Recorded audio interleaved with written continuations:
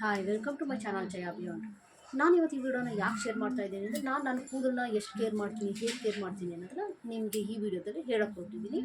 ಇದರಿಂದ ನೀವು ನಿಮ್ಮ ಕೂದಲಿನ ಆರೋಗ್ಯ ಯಾವ ಥರ ನೋಡ್ಕೊಳ್ಬೇಕು ಅನ್ನೋದನ್ನು ಈ ವಿಡಿಯೋ ತಿಳಿಸುತ್ತೆ. ನಿಮ್ಗೆ ತಿಳಿದೇ ಇರುತ್ತೆ, ಪ್ರತಿಯೊಬ್ಬರು ಚಿಕ್ಕವರಿದ್ದಾಗ ಯಾರು ಅವ್ರು ಕೇರ್ ಮಾಡ್ಕೊಳ್ಳೋಕ್ಕಾಗಲ್ಲ. ಆರೋಗ್ಯ ಆಗಿರ್ಬೋದು, ಹೇರ್ ಆಗಿರ್ಬೋದು, ಸ್ಕಿನ್ ಆಗಿರ್ಬೋದು, ಇದನ್ನೆಲ್ಲ ಕೇರ್ ಮಾಡೋದು ಪೇರೆಂಟ್ಸ್ಗಳು ಅಂದರೆ ತಾಯಂದಿರು ಕೇರ್ ಮಾಡ್ತಾರೆ. ಹಾಗೆ ನನಗೂ ಅಷ್ಟೇ ನನ್ನ ತಾಯಿನೇ ಕೇರ್ ಮಾಡ್ತಾಯಿದ್ರು. ನನ್ನ ಹೇರ್ ಆಗಿರ್ಬೋದು, ಸ್ಕಿನ್ ಆಗಿರ್ಬೋದು, ಪ್ರತಿಯೊಂದು ನಮ್ಮ ತಾಯಿನೇ ಕೇರ್ ಮಾಡ್ತಾಯಿದ್ರು. ಅವಾಗೆಲ್ಲ ಸ್ವಲ್ಪ ನ್ಯಾಚುರಲ್ ವೇನೇ ಜಾಸ್ತಿ ಯೂಸ್ ಮಾಡ್ತಾಯಿದ್ರು. ಮೊದಲು ಅಂದರೆ ಹೈಸ್ಕೂಲ್ಗಿಂತ ಚಿಕ್ಕವಳಿದ್ದಾಗ ನನಗೆ ಕೂದಲಿಗೆ ಬರೀ ಕಡಲೆ ಹಿಟ್ಟು ಅಷ್ಟೇ ಆಗ್ತಾಯಿದ್ದು. ಕಡಲೆ ಹಿಟ್ಟು ಮತ್ತು ಹರಳೆಣ್ಣೆ ಅಷ್ಟೇ ನಾನು ಹಚ್ತಾ ಇದ್ದದ್ದು.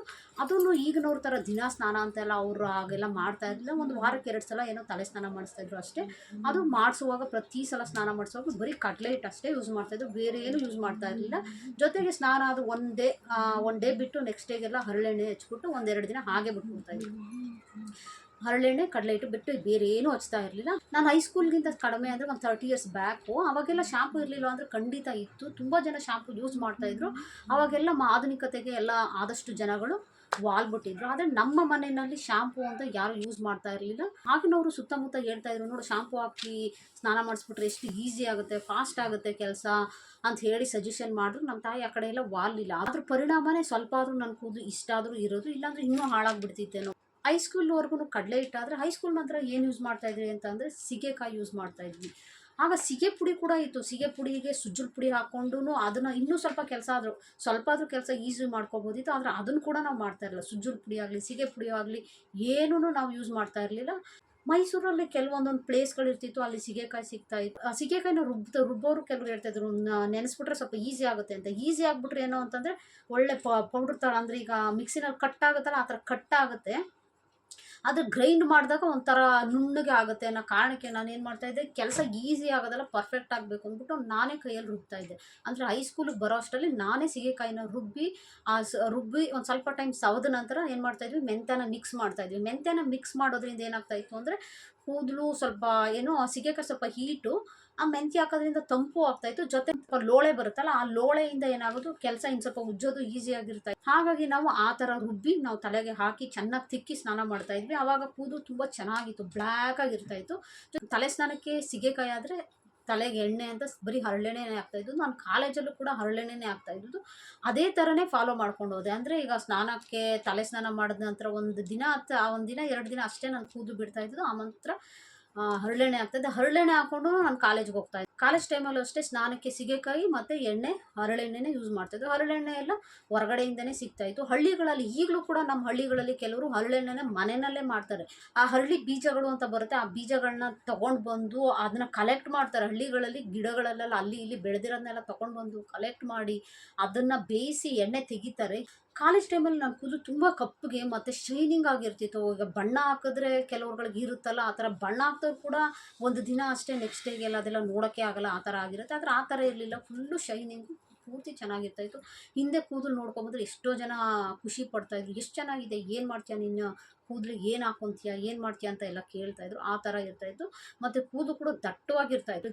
ನ್ಯಾಚುರಲಾಗಿ ಈ ಥರ ಇದೆಯಾ, ನೀನು ಬಣ್ಣ ಏನಾದರೂ ಹಾಕ್ತೀಯಾ ಅಥವಾ ಏನಾದ್ರು ಹೇರ್ ಸ್ಟೈಲ್ ಮಾಡ್ಕೊಂಬರ್ತೀಯಾ, ಡೈಲಿ ಏನಾದ್ರು ಸ್ಟ್ರೈಟ್ನರ್ ಅದು ಇದು ಎಲ್ಲ ಇರುತ್ತಲ್ಲ, ಆ ಟೈಮಲ್ಲಿ ಆ ಥರ ಏನಾದ್ರು ಮಾಡ್ಕೊಂಬರ್ತೀಯಾ, ಈ ಥರ ಕೂದಲೆಲ್ಲ ಫುಲ್ ಸೆಟ್ಟಾಗಿರುತ್ತಲ್ಲ, ಏನು ಮಾಡ್ತೀಯ ನೀನು, ಹೇರ್ ಕಟ್ ಒಂದು ಮಾಡ್ಸೋದು ಬಿಟ್ಟರೆ ಏನೂ ಮಾಡ್ತಾ ಇರಲಿಲ್ಲ. ನಾನು ಕೂದಲಿಗೆ ಎಲ್ಲ ನ್ಯಾಚುರಲ್ ವೇನಲ್ಲೇ ಮಾಡ್ತಾಯಿದ್ದೆ. ಹಾಗಾಗಿ ಅಷ್ಟು ಕೇಳೋ ಥರ ಏನು ಬಂದವರು ನನ್ನ ಕೇಳಬೇಕು ಅಷ್ಟು ಚೆನ್ನಾಗಿರ್ತಾಯಿತ್ತು. ಕೂದಲು ದಟ್ಟವಾಗಿ ಮತ್ತು ಕಪ್ಪಾಗಿ ಮತ್ತು ಶೈನಿಂಗ್ ಎಲ್ಲ ಇರ್ತಾಯಿತ್ತು. ನಾನು ಮದುವೆ ಆಗೋವರೆಗೂ ನಾನು ಕೂದಲಿಗೆ ಯೂಸ್ ಮಾಡಿದ 3 ಪದಾರ್ಥ: ಕಡಲೆ ಹಿಟ್ಟು, ಹರಳೆಣ್ಣೆ ಮತ್ತು ಸೀಗೆಕಾಯಿ. 3 ಬಿಟ್ಟು ಬೇರೆ ಏನೂ ಯೂಸ್ ಮಾಡಲಿಲ್ಲ. ಈಗಿನವರಾದರೆ ವಾರಕ್ಕೊಂದೊಂದು ಥರ ಶಾಂಪು ಚೇಂಜ್ ಮಾಡ್ತಾ ಇರ್ತಾರೆ, ಆ ಥರ ಯಾವುದೂ ಮಾಡಲಿಲ್ಲ ನಾನು. ಹಾಗಾಗಿನೇ ಅಷ್ಟು ಚೆನ್ನಾಗಿತ್ತು ನನ್ನ ಕೂದಲು. ಮದುವೆ ಆದ ನಂತರ ನಾನು ಶಾಂಪು ಕಡೆ ತಿರುಗಲೇಬೇಕಾಗಿತ್ತು. ಹಾಗಾಗಿ ಆಗ್ಲೂ 6 ಜನ ಇದ್ದರು. ಆ ಹೆಂಗಸ್ರ ಪ್ರತಿಯೊಂದು ಕೆಲಸನೂ ನಾನು ಒಬ್ಬಳೇ ಮಾಡಬೇಕಾಗಿತ್ತು. ಹಾಗಾಗಿ ನನ್ನ ಕೂದಲು ಕಡೆ ಅಷ್ಟು ಗಮನ ಕೊಡೋಕ್ಕಾಗಲಿಲ್ಲ, ಶಾಂಪು ಕಡೆ ಹೋದೆ ಅಷ್ಟೇ. ಶಾಂಪು ಯೂಸ್ ಮಾಡ್ತಾ 1-2 ವರ್ಷ ಯೂಸ್ ಮಾಡಿದ್ನೇನೋ, ಒಂದು 30 ಇಯರ್ಸ್ಗೆಲ್ಲ ನನ್ನ ಹೇರು ಸ್ವಲ್ಪ ಒಂದೊಂದು ಅಲ್ಲೊಂದು ಇಲ್ಲೊಂದು ವೈಟ್ ಹೇರ್ ಬರೋಕ್ಕೆ ಸ್ಟಾರ್ಟ್ ಆಯಿತು. ಅಲ್ಲೊಂದು ಇಲ್ಲೊಂದು ವೈಟ್ ಹೇರ್ ಒಂದು 3-4 ಬಂತೇನೋ. ಅಷ್ಟರೊಳಗೆ ನಾನು ಏನು ಮಾಡಿದೆ, ಬಣ್ಣ ಹಾಕೋಣ ಬಿಡು, ಯಾಕೋ ಬರ್ತಾ ಇದೆ ವೈಟ್ ಹೇರು ಅಂದ್ಬಿಟ್ಟು ಬಣ್ಣ ಹಾಕೋಕ್ಕೆ ಸ್ಟಾರ್ಟ್ ಮಾಡಿದೆ. ಅದನ್ನು ತಪ್ಪು ಮಾಡಿದೆ. ಶಾಂಪು ಹಾಕಿನೂ ತಪ್ಪು ಮಾಡಿದೆ, ಬಣ್ಣ ಹಾಕಿ ಕೂಡ ತಪ್ಪು ಮಾಡಿದೆ. ನಾವು ಅಂದ್ಕೊತೀವಿ ಬಣ್ಣ ಹಾಕಿದ್ರೆ ಸಾಕು ವೈಟ್ ಹೇರ್ ಎಲ್ಲ ಹೋಗ್ಬಿಡುತ್ತೆ ಬಿಡು, ಇದೇನು ದೊಡ್ಡ ವಿಷಯ ಅಂತಂದರೆ ಇದು ಅಷ್ಟಕ್ಕೆ ಮುಗಿಯೋ ಅಂಥ ಕೆಲಸ ಅಲ್ಲ. ಬಣ್ಣ ಹಾಕೋದು ಅಂತಂದರೆ ಏನು ಅಂತಂದರೆ ಒಂದು ವಾರ ಕೂಡ ಇರೋಕ್ಕಾಗಲ್ಲ. ಬಣ್ಣ ಹಾಕಿದ್ರೆ ಒಂದು ವಾರ ಕೂಡ ಅದು ಹಾಗೆ ಇರಲ್ಲ. ಒಂದು ವಾರಕ್ಕೆ ಫುಲ್ಲು ಅಲ್ಲೊಂದು ಇಲ್ಲೊಂದು ವೈಟ್ ಹೇರ್ ಮತ್ತೆ ಕಾಣಿಸ್ತಾನೆ ಇರುತ್ತೆ. ಕೆಲವ್ರಿಗೆ ಏನು ಅಂತಂದರೆ ಆ ವೈಟ್ ಹೇರು ರೂಟ್ ಹತ್ರ ಮಾತ್ರ ಒಂದು ಇಷ್ಟು ಉದ್ದ ಇರುತ್ತೆ. ಅದೇ ಥರ ನನಗೂ ಆ ಥರ ಇಷ್ಟು ಉದ್ದ ಇದೆ. ಅದು ಹಾಕಲಿಲ್ಲ, ಕಲರ್ ಹಾಕಲಿಲ್ಲ ಅಂದರೆ ಏನಾಗುತ್ತೆ, ಅಲ್ಲೊಂದು ಇಲ್ಲೊಂದು ಇಷ್ಟಿಷ್ಟು ಉದ್ದಕ್ಕೆ ಮಾತ್ರ ಆ ವೈಟ್ ಹೇರ್ಗಳು ಸ್ಟಾರ್ಟ್ ಆಗಿಬಿಡುತ್ತೆ. ತುಂಬ ಇದೆ ವೈಟ್ ಹೇರ್, ತುಂಬ ಇದೆ. ಆದರೆ ಇಲ್ಲೆಲ್ಲ ಬಂದಿಲ್ಲ, ಅಂದರೆ ಇಷ್ಟು ಉದ್ದಕ್ಕೆಲ್ಲ ಬಂದಿಲ್ಲ. ಆ ರೂಟ್ ಹತ್ರ ಮಾತ್ರ ಒಂದು ಇಷ್ಟಿಷ್ಟು ವೈಟ್ ಹೇರ್ ಇದೆ.